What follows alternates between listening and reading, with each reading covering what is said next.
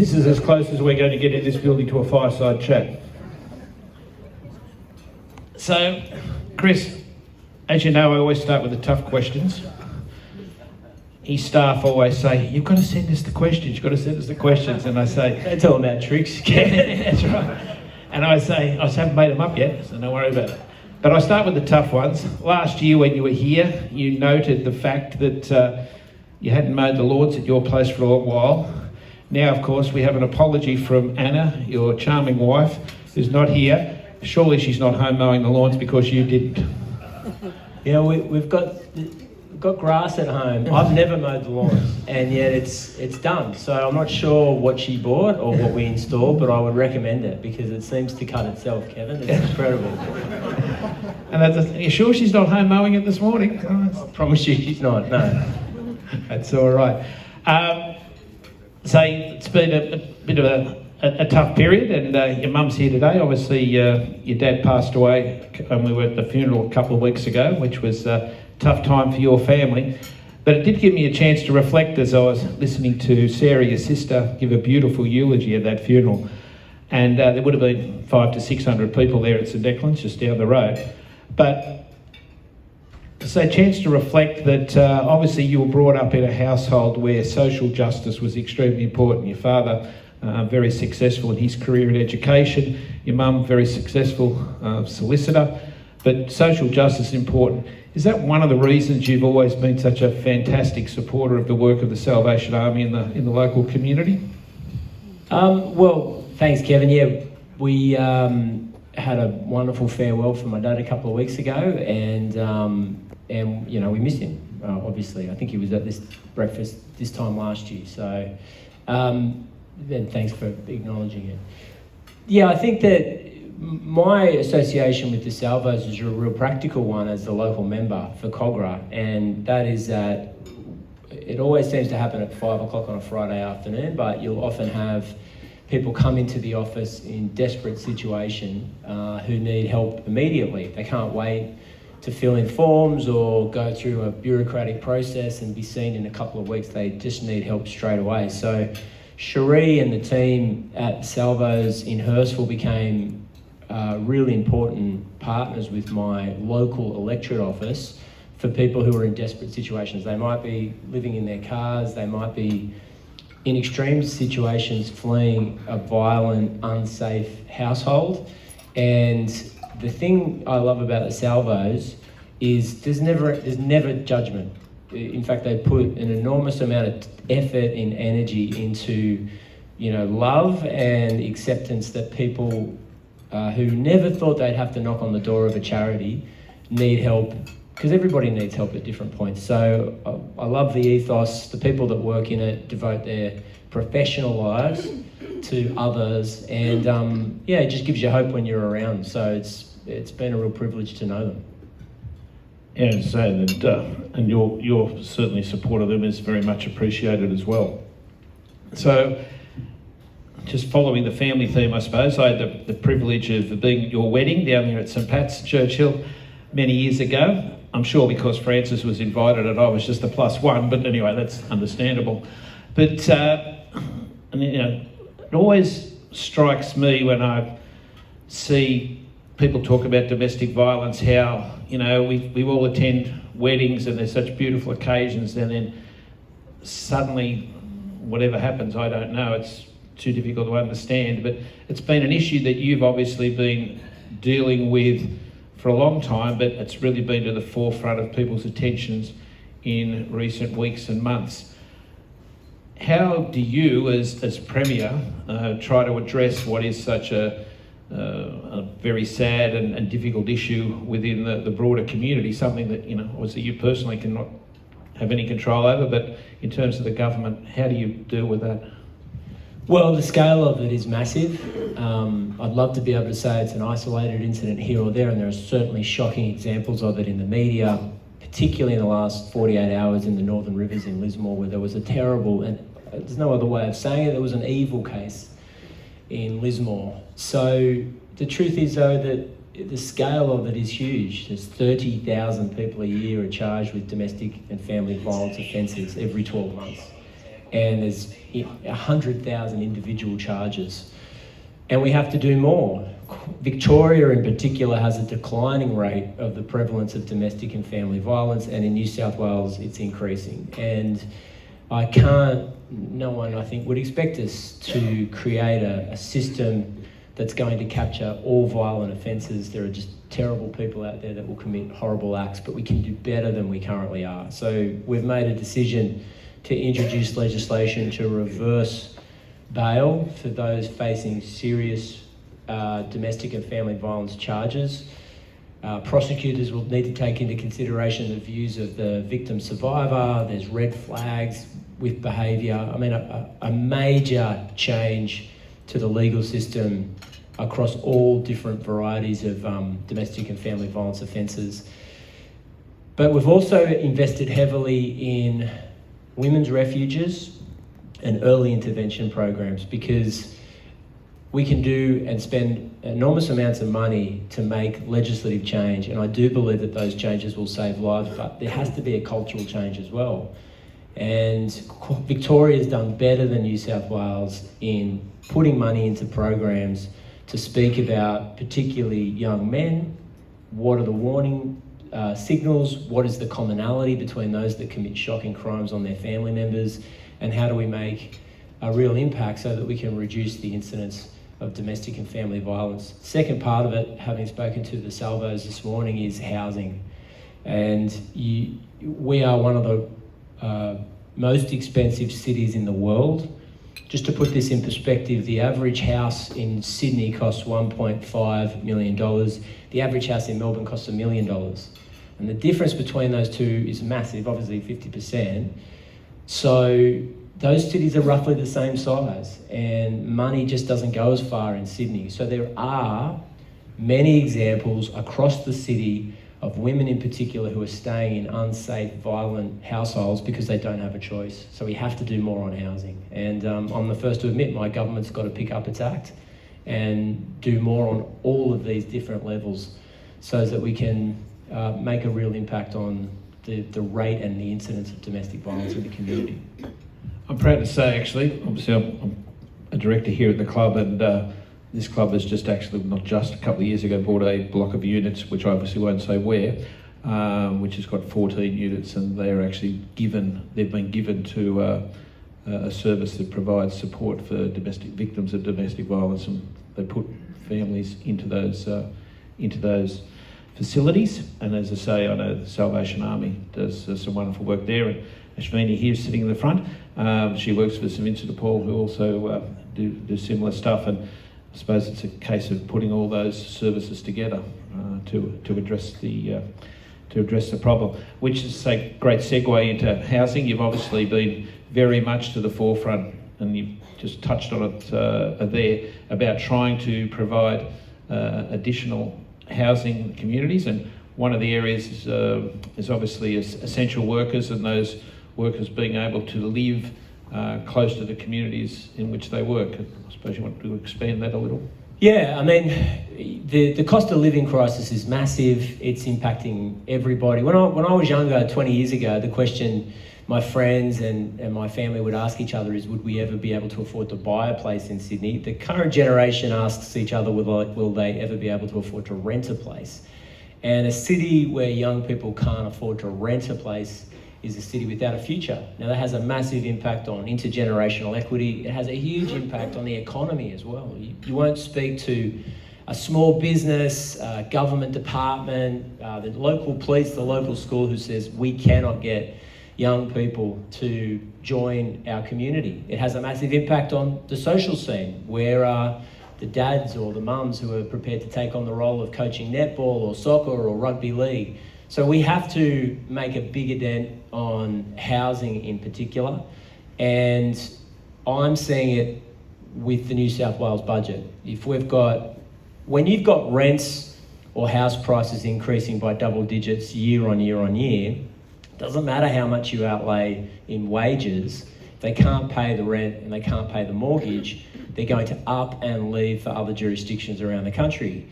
Because we have a wonderful education system in the country, because we've got good TAFE, vocational education and university, we've actually got an educated workforce that's prepared to move, and that will be at Sydney's expense.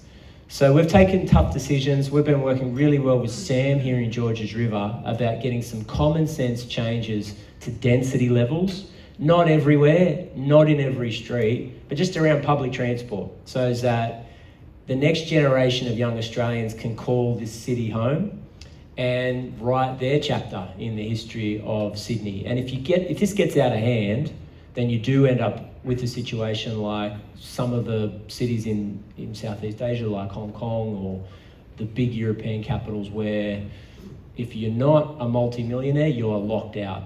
And that has a devastating impact on a place like Sydney. Absolutely.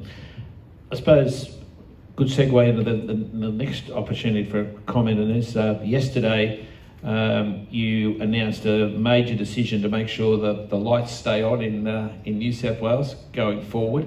How do you address, because the federal government says you want to get involved, state government, in terms of the provision of energy into Australia, recognising the needs going forward? Obviously that was a major decision which was very welcomed yesterday, and so keeping the lights on, how do we go about that? Yeah, I think we got bagged out and praised in roughly equal measure, Kevin, so... You've done pretty well then, really, yeah. We'll split the difference. We've upset everybody.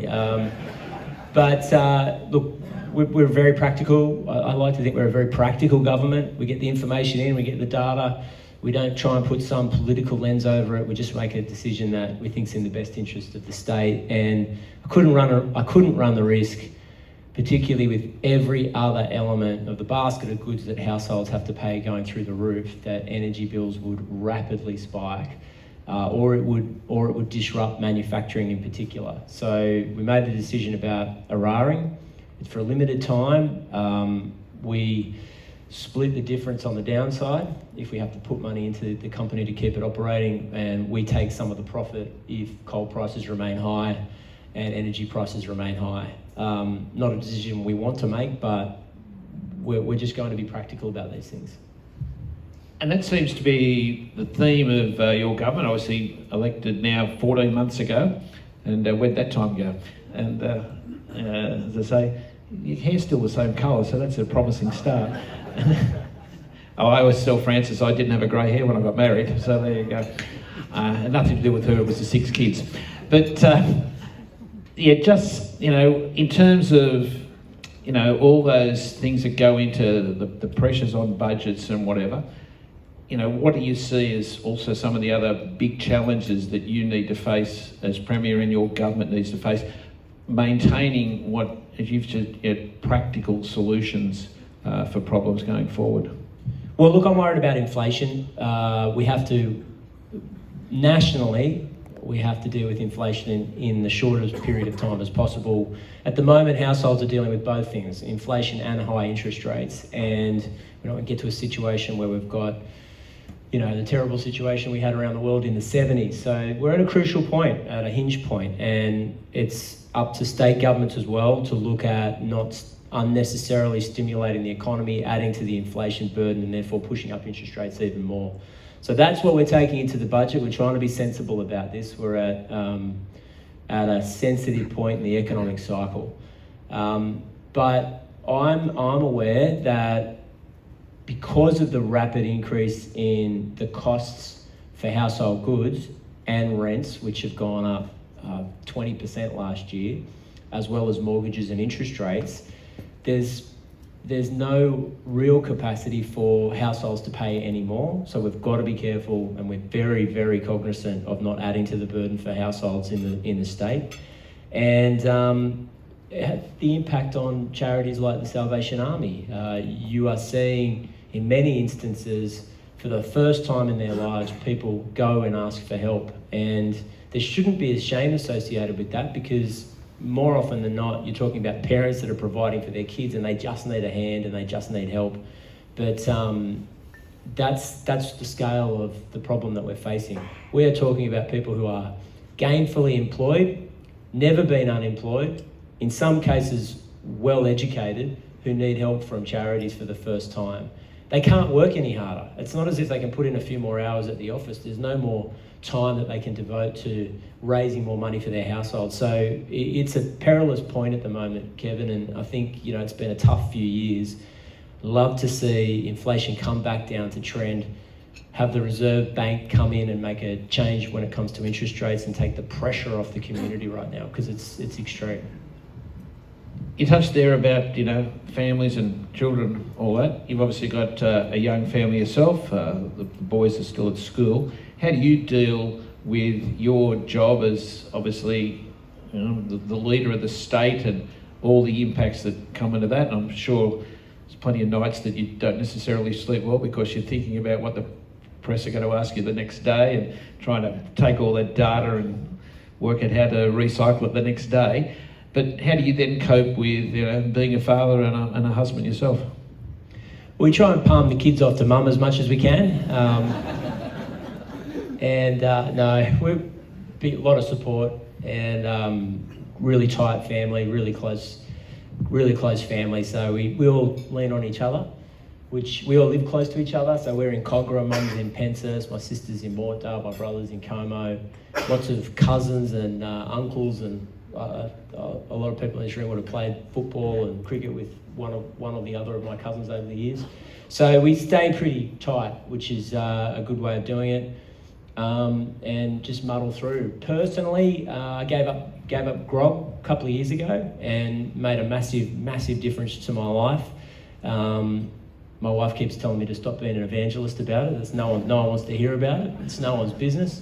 But yeah, I think that's made a big impact for me, you know, regular exercise, things like that. Well, you played a lot of sport, obviously, growing up, soccer and rugby and cricket and all those things. So how are you able to get to see your sons, you do their activities as well? Well, it's a bit patchy. They're not superstars, so I'm not really missing out on heaps. Unlike their father. No, they're good. They're enthusiastic. They play everything, so it's nice to be out and watch them as much as I can. But yeah, like, actually gives me an opportunity to say that we've launched a summit at the end of the year. We're hoping to have it in September, and it's exclusively devoted to the impact of social media, particularly on young people.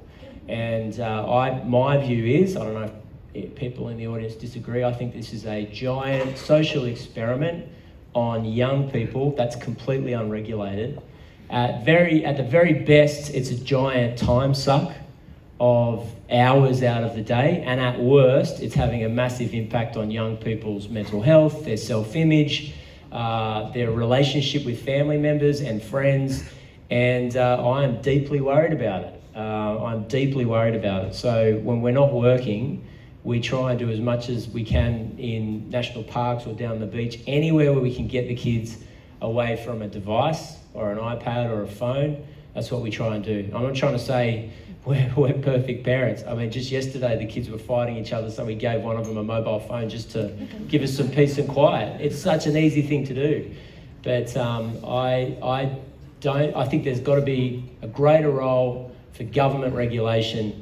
And I realise that's interventionist, particularly for young people, but I don't think we have a choice. And my strong suspicion is that this is not a healthy change, particularly for young people's daily lives. Being glued to a device, watching addictive videos and posts that are designed in a laboratory to keep children on the phone is not a healthy thing. Interesting you say that. Obviously, you're the same age as my oldest daughter, and Frances always comments that when you and her and whatever were going through school, the only contact with the outside world was someone had to ring the landline at home, and you'd say, well, you know, I don't know about you, but Catherine was certainly always in a room studying. She must have been. She did reasonably well. But you know, the same. But now, of course, there's a mobile phone, and all those things can be interrupted. Not just Facebook, or whatever. It's a completely changed society, and that's in the space of 30 years. Yeah, well, that's why they call us the perfect generation, Kevin. No, I'm joking, of course.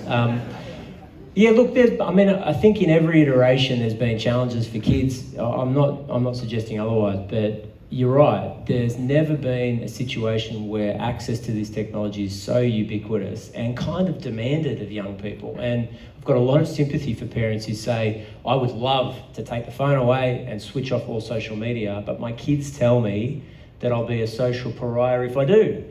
And no one wants to put their child in a situation where they're isolated or separated from their friend group. So I think parents are all in the same group. We all want action.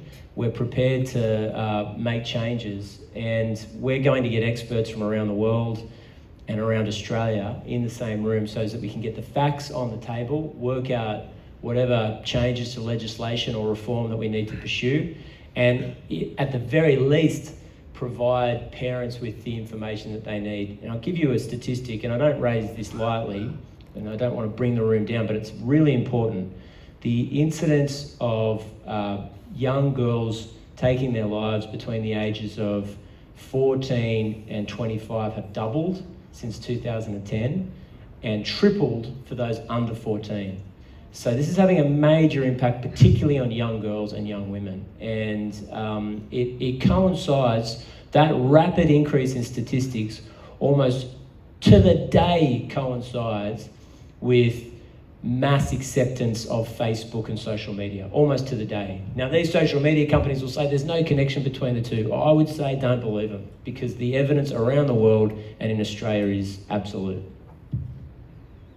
It is a sobering thought, isn't it? Isn't it great to have a Premier who's so practical and interested in things that really impact on the local families and local communities? And congratulate you on that, Chris. That's very good. Yeah, very much so. Yeah. So I suppose this brings me on. I'm a little over time. It's not my fault. It's the fact that you're so good. I suppose the elephant in the room is that last night I was out with some of my former friends with Canterbury Leagues Club. Now I've got the CEO of the Bulldogs sitting down there in front of us, and my good friends here at the Dragons are sitting right there. And Craig Young's a lot bigger than you, by the way, so be careful how you answer this question. He's even bigger than your security, but that's another story. Here's your chance. You beat me last night. How good are you feeling about being a Bulldog supporter today? Well, I feel good, but I'm cognizant that I don't want to irritate a whole bunch of voters in my election. I told you it was practical. One of my biggest challenges as the member for Cogra is that I've been a lifelong Bulldog supporter, and Albert and Ralph, thank you, and Edgy have always given me a lot of grief about it, but yeah, I bleed blue, so we're on the way back, aren't we, Aaron? It's coming good.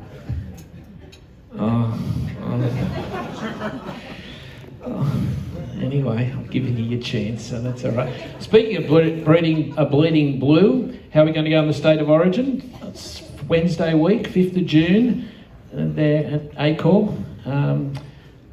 Players out, but opportunity for others. Yeah, opportunity maybe for some young Bulldogs, actually. So I think... You want to pick the stateside now as well? You've made your call. I don't. No, I think we've got a really good shot, and it'd be good for the series if New South Wales wins. We've won the last game of the last season, or the last series. So, yeah, I'm feeling bullish about it. Good to see. We don't have any of those silly bets with Stephen Miles, though, please. Anyway, just pretty cringe-inducing. The Queenslanders are always the one that started flying the flag, the Queensland flag on the Harbour Bridge, but I can promise you I won't light up the Opera House. So yeah. You might give our next guest an opportunity there, but we won't go there. Ladies and gentlemen, I think you'd agree with me. It's very good to have a practical, hard-working, understanding, conscientious Premier who gives of his time so generously to us yet again this year. Ladies and gentlemen, it's been a privilege as always, the Premier, Chris Minns. Thank you.